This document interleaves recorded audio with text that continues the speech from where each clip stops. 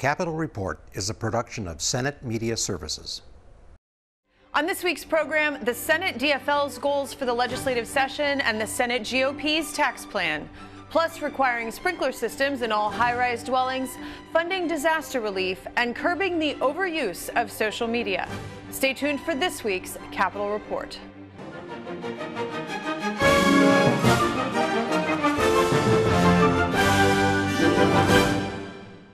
Welcome to this week's program. I'm Shannon Lurkey. Just before the start of the 2020 legislative session, the Senate DFL caucus elected a new leader for their caucus. Now joining me in the studio is Minority Leader Susan Kent to provide details on the Senate DFL priorities for this legislative session. Thank you for coming. Thank you. Glad to be here. Congratulations on your new position. What does this change in leadership mean for the Senate DFL caucus? You know, there's been a lot of speculation and talk about all of that.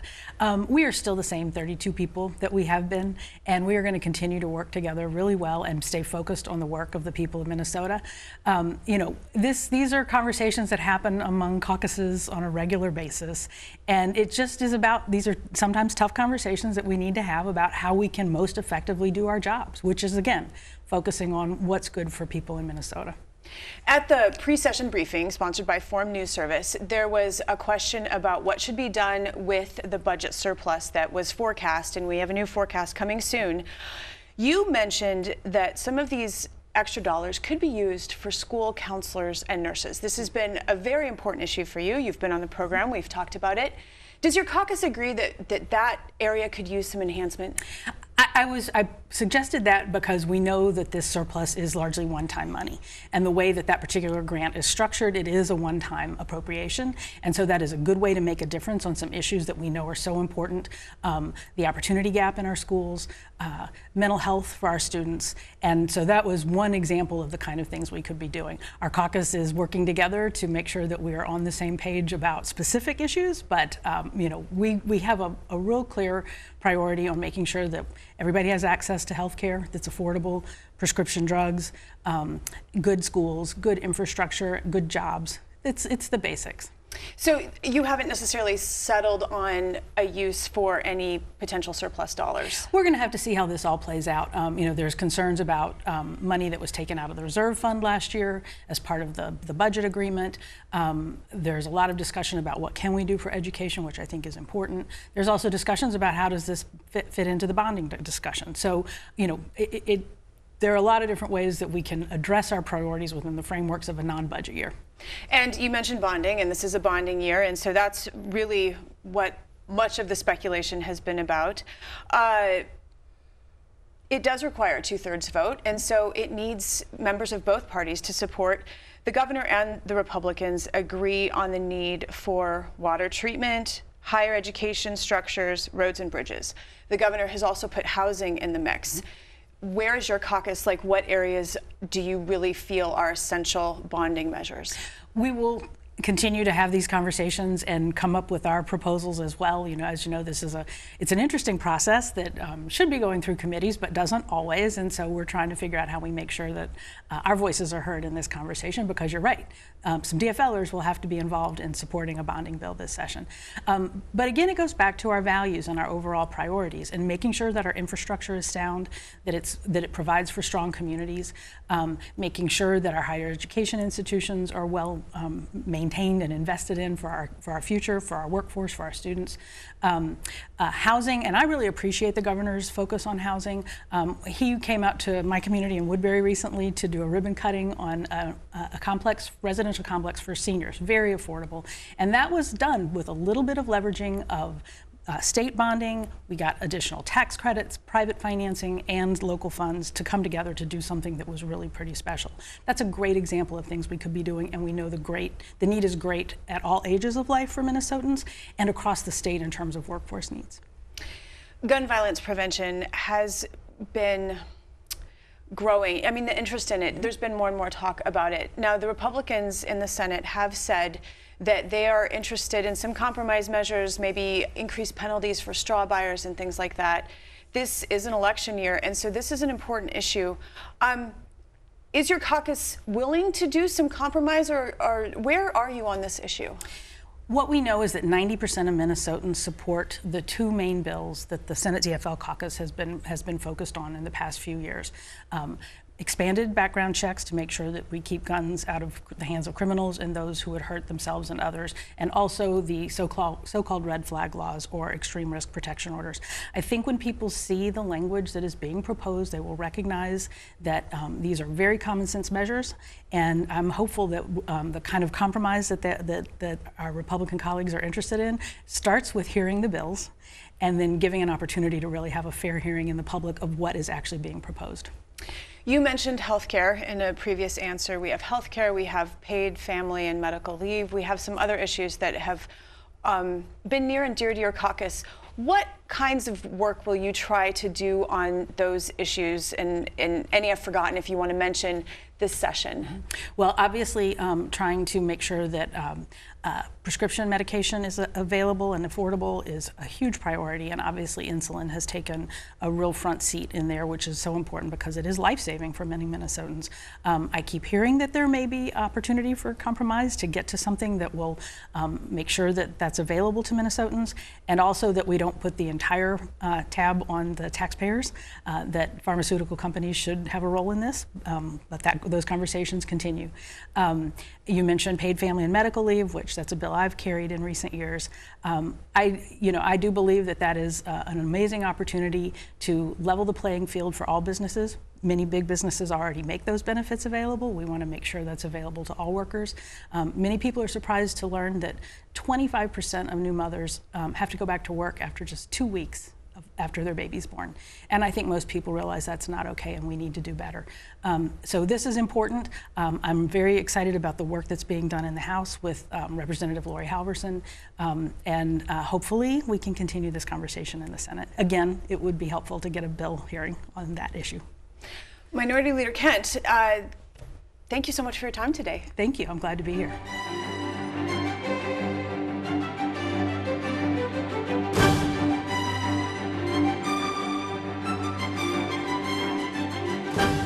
This week at the Capitol, the Senate Republicans unveiled their tax plan. We have over $1 billion of surplus. As we've said earlier, the two-year budget that we did last year fully funded government in Minnesota.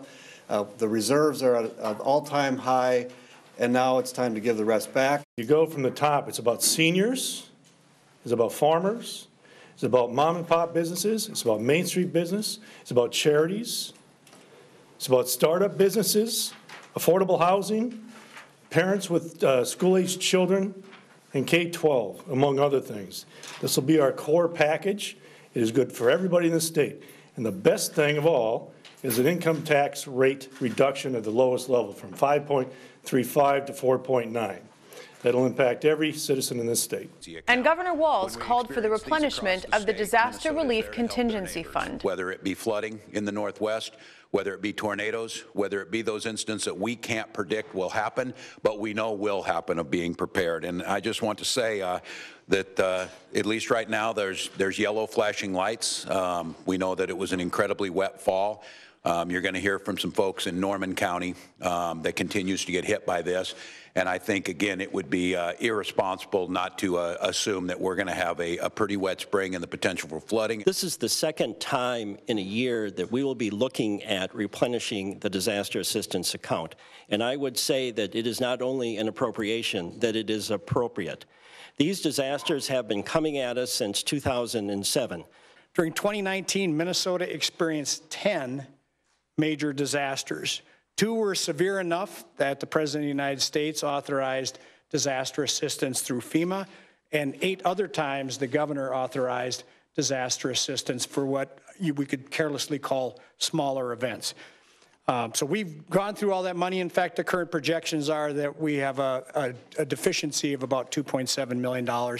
We've got a model here that when I go to the National Governors Association, other states ask about. They ask about this account. They ask about how we do it, because it is the best practice on how to handle these. Since the governor of Minnesota was given the authority to authorize disaster aid or disaster assistance absent federal aid, in other words, when FEMA is not involved, that authority has been used 40 times. So that's 40 separate disasters involving more than 100 counties and a dozen tribal governments that have benefited from that account.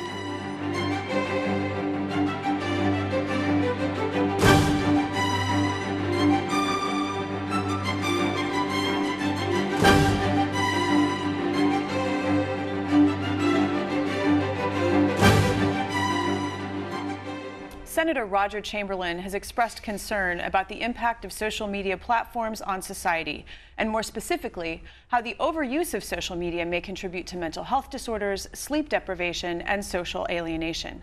He's authored a bill to begin to address those concerns, and he now joins me to talk more about it. Thank you for being here. Thank you. Good morning. Good morning. You introduced a bill last session that would require social media platforms like Instagram, YouTube, TikTok, Snapchat to issue warnings about potential downsides. You're taking a different tack this session. Why, and what are you proposing now? Well, a couple things. First, and we might get to this, is that there's a lot of great uses for this technology. You know, we've benefited greatly from it, but there has to be a reasonable level. We would not just give the car keys to a 12-year-old, a 10-year-old, 15-year-old and say, go, there you go. We wouldn't just open the liquor cabinet and say, there you are. And that is the problem with social media. It's just as problematic as the others in a different way. So last year I did propose the advisories to pop up. People said, what are you doing? Crazy. It's the first conversation we've had about it in this state and most places in the country. There are states that are doing a study on this. And Josh Hawley is U.S. Senator. He's addressing it as well. Last year was the advisories. Some people didn't like that. This year, to get people's attention, I tried a different tack. So, well, let's charge a fee to the social media companies, and they should help pay for the damage they've done. Help pay for the solution. Help be part of the solution. Now, I don't intend on pursuing the fee. I'm not going to do that, but it did a couple things, like I said in my Facebook post. It got people's attention, and it also kind of demonstrated the power of social media.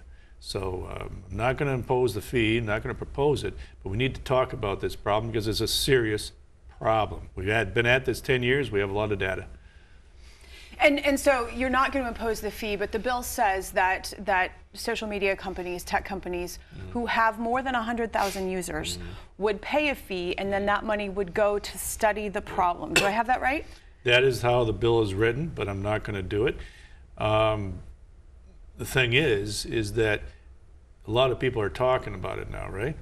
A lot of people are screaming on social media, some saying yes, some saying no, some saying you're crazy, but they're talking about it and they're paying attention. But it's demonstrated to them the rage that this media can cause an immediate reaction without reading much. So hoping people will step back and start looking at the issue. I'm not going to pursue a fee and a tax. It's not a tax, it's a fee, and I'm not going to pursue it. I've got other things to deal with, but certainly open to discussing the problem with people and how to address it. Well, so addiction can take many forms, and historically those have been alcohol, tobacco, drugs, gambling. Department of Health Commissioner Jan Malcolm has called these diseases of despair. Is it possible that social media addiction is really just another newer result of how disconnectedly we live our lives? And if we are most concerned about youth, should resources be spent to help connect youth, to help give them something other than social media to be wasting their time on? Well, right. So all these addictions you can be addicted to anything. Hoarders, right? Cats. Some people have a lot of cats. A lot of cats. Hoarders, you can be addicted to Twinkies, anything. The addiction process starts with there's got a common thread, dopamine, right? Dopamine is a known substance in your body, in your brain that helps to do this, right? And that's exactly what the social media companies have done. There's a lot of studies out there, a lot of data, a lot of research, and people who worked in the industry have admitted this. They're separate from it now. Center for Humane Tech. You can find them on the web. They're out there, have a website. They talk about this. A lot of folks that were former employees and designers and architects, executives said, we got to find a better way to do this because this was designed intentionally to get people addicted and get them coming back. And why? It's money. They monetize your data, and they get uber wealthy. They've gotten uber wealthy off of monetizing that data, and the result is striking. Gene Twenge has done a study. There's a couple other books out there, how to reset your kid, 12 things that social media does to you. It's clear. The correlation between mental health problems, depression, suicide with kids, with youth, with isolation, bullying, sexual exploitation, and predators that they're exposed to out there, and the stuff that comes through TikTok. We have to have a discussion about this because it's rewiring brains. Kids are spending more than 6 hours a day on this stuff, and that includes all screen time, and it's not healthy. Period. You mentioned Republican Josh Hawley of Missouri, and he introduced the SMART Act last summer. I thought the language of the bill was good. It would, quote, prohibit social media companies from using practices that exploit human psychology or brain physiology to substantially impede freedom of choice, which is what you're talking about. But this is hugely broad. I mean, what can realistically be done? I appreciate Josh Hawley's. I haven't read the whole bill, obviously. I've read something about these issues from about that Josh Hawley has put out there. So I appreciate, and a lot of people can appreciate the desire to have the discussion and focus on it. That's great. But everything is designed that way. They design sneakers that way to get you going to the store and clothes, and everything is designed to get your attention and to kind of keep it. The difference with social media is that it rewires your brain. It's causing depression, isolation, and a lot of other problems. And it needs to be addressed. If you're addicted to if you go back and you like sneakers or cats, well, that's not necessarily is it healthy? Not necessarily, but it's not rewiring your brain. So that's pretty broad. I know that's can't be workable. Well, you have to connect people. How do we connect people? We educate parents about the hazards and harms and the risks of screen time and social media specifically. Now, you mentioned that you posted this on social media, and social media has done its business or its thing, and now there's a wide discussion. You said you brought this bill forward to have discussion with lawmakers on this topic. So what are other lawmakers saying? Do they agree from, bipartisan, both sides, that there is a need for studies or more information or anything to really be done to kind of channel this? There are, it's kind of, and this is brand new. It was brand new last year, and some were hemming and hawing. But as time goes on, more people are paying attention to it and reading some of the reports and seeing some of the studies, and they understand the problem. Outside of legislators, so yes, there is support among legislators to address it. They're aware of it. They want to maybe address it. Is it the top 10 issue? No. Do they want to charge fees? No. And again, I'm not going there. But I will tell you outside the legislature, and I bet you would think this too if I talked to you outside, mental health workers, counselors, educators, a lot of parents, individuals, psychiatrists, psychologists. I was sitting around the table with them. This is a problem. They see it. They see the impacts. The books have been written. And they have documented evidence and research has been going on for 10 years. The research is there. It's getting better and better and clearer where we're at. So, yes, we have some more people are paying attention to it within the legislature, but a lot of people know that the problem exists because they deal with it every day in the classrooms, at home, all over the place. Senator Chamberlain, thank you for your time. Thank you very much.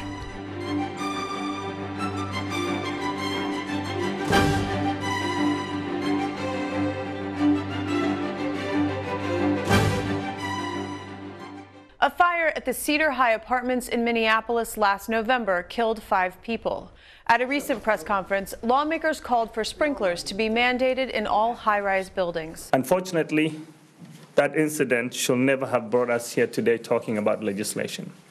We should never wait for devastation like that for us to act in order to bring change. In fact, former Governor Andy Carlson himself said we made a mistake when he vetoed the 2 bills in 1993, I believe in 94.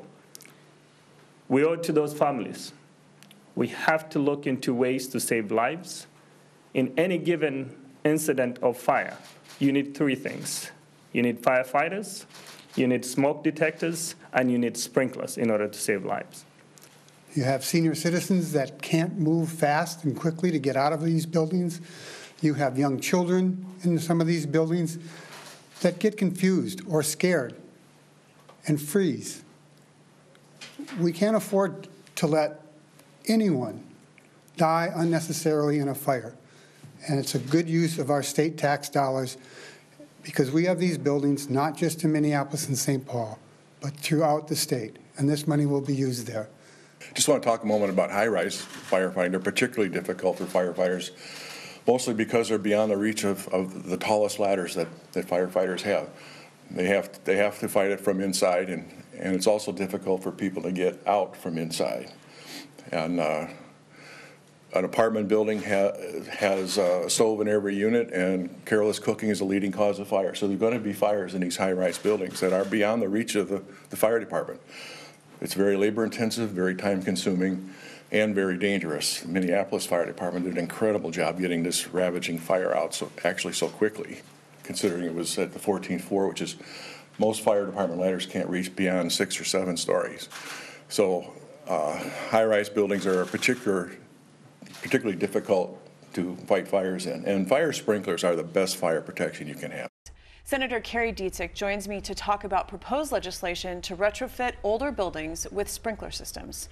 Thanks for being here. Thank you for inviting me. Is this tragedy a wake-up call? I think it is a wake-up call. It was very unfortunate. It was right before Thanksgiving, very cold morning, and unfortunately 5 people died from a fire on the 14th floor. And I think that alerted to people who were not aware that there are several high-rise buildings in the state of Minnesota that don't have sprinkler systems. And this building actually had some sprinkler systems on lower levels, but when you get to the higher levels, the fire department can't even reach with ladders or anything. So really, at a higher point in the building, you don't have a lot of options. Right. I think the fire department has told me about above 75 feet is where they, which is about 6-7 stories, is where they really need the sprinkler systems up above to have an impact. And in this building, it was mostly the ground floor where the maintenance equipment was, and the first floor where there's some common area. They had that sprinklered, but not upstairs. It was just lack of resources. As I understand it, since 1979, automatic sprinkler systems are required in high-rise buildings. Cedar High is an example of an older public housing building, and no retrofitting has been required up to this point. How many buildings in Minnesota will be impacted if this becomes law? Well, in Minneapolis, there are 26 public housing buildings that will need to be retrofitted, and there are several other low-income high-rise apartment buildings that under this bill would need to be retrofitted. And then across the state, we could have as many as 40 more. The bill is focusing on residential properties, and it does have some carve-outs for certain, like hospitals where they're doing surgery. We don't want the sprinkler above that. So there are certain areas that are carved out, but the focus is on high-rise residential units. And does that include public housing and units that are properties that are owned by private individuals? Yep. Mm-hmm. So I would guess that this would be a very expensive bill. How would it be paid for? Could some of it be part of a bonding bill? Where's the funding mechanism? So for public housing, again in Minneapolis, since I represent Minneapolis, I know that best, they have about $152 million in deferred maintenance. So that's critical maintenance on their 26 buildings. So they have 42 total public housing buildings and 26 that still need sprinklers. And of the $152 million of the deferred maintenance backlog, about $69 million of that is for sprinklers and associated plumbing equipment that is needed in those 26 buildings. Statewide, we have about a $354 million backlog for public housing across the state, and a portion of that, I don't have the exact amount, a portion of that is also for sprinklers and other fire maintenance and life safety critical infrastructure. So do you think this could make it into the bonding bill? So the governor has proposed about $60 million for public housing to get bonds. In the past, we've done $10 to $20 million, and so $60 million would be a good infusion, and I think this would be a good use for that money. Now, metro areas and actually rural areas all across the state, there is a housing shortage, and I'm wondering if the money that's needed to upgrade these facilities to make them safer for all, those dollars are in competition with the dollars that are needed simply to build more affordable housing across the state. I think you could look at it that way because I think they are in competition, but I think what is that balance? We need housing and we need to have safe housing, and so they shouldn't be in competition because I think the bill has it spread out over 12 years, and so I think if you could retrofit these buildings over 12 years, that spreads that money out, and then it makes it safe, affordable housing over those 12 years, and then we do need more housing, and so I don't think we can really do either or. I think we need to do both. Is there any fear that rents could rise? In public housing, the rent wouldn't rise, and I think if you look at it again spread out over 12 years, I think in other, where the nonprofits are, where they have low-income housing, that clearly is something that we'll have to discuss. How do they finance to get that sprinkler system put in? And because I think, again, it's a balance, but it's a safety issue, so we need to really look at it and have that conversation. How much time would landlords or property owners have to implement these upgrades? So the bill allows for 12 years. And then there is a clause for an extension, and so they can write an extension. It asks them to provide a plan so that in their own mind and in their own budget, they're figuring out how do we do this and what's the time frame, and that so we can be prepared to get it done in 12 years. And then there is an extension because you can plan for certain things and then other things happen, and so that's been part of the issue in Minneapolis public housing, where they might have had planned to do some affordable sprinkler system upgrades, but then you run into that the heating system went out. So it is that balance, and so we understand that that happens, and so we put in for extensions as well. So how much time would landlords or property owners have to implement this new policy if it becomes law? So the bill has a 12-year time frame, so they need to submit a plan for what their timeline will be, and then they can, in their own minds and in their own budgets, try to figure out how they're going to pay for it and what the timeline should be. And then it also has a clause allowing for extension, so they can apply for an extension, because things do come up and emergencies come up where you have to shift funding, and so we don't want to penalize people that are trying to do the right thing. So, do you want there to be kind of a hard deadline, though, by 2035, all places in Minnesota will have fire sprinkler systems in place? I think the goal is 2032, okay, and then extensions on a case-by-case needed. The bill has been dropped in the House. I haven't seen it in the Senate yet. I assume you're working on it. When do you expect to get it out there, and do you think it'll have bipartisan support? Yep, I was getting signatures today, and we do have bipartisan support, and I'll be dropping it this week. And first committee hearing, which committee, when do you have an idea on that? I don't know. It should be Judiciary, but I don't have a date. Okay. Mm-hmm. Well, Senator Carrie Dietzick, thank you so much for your time today. Thank you. Thank you for inviting me.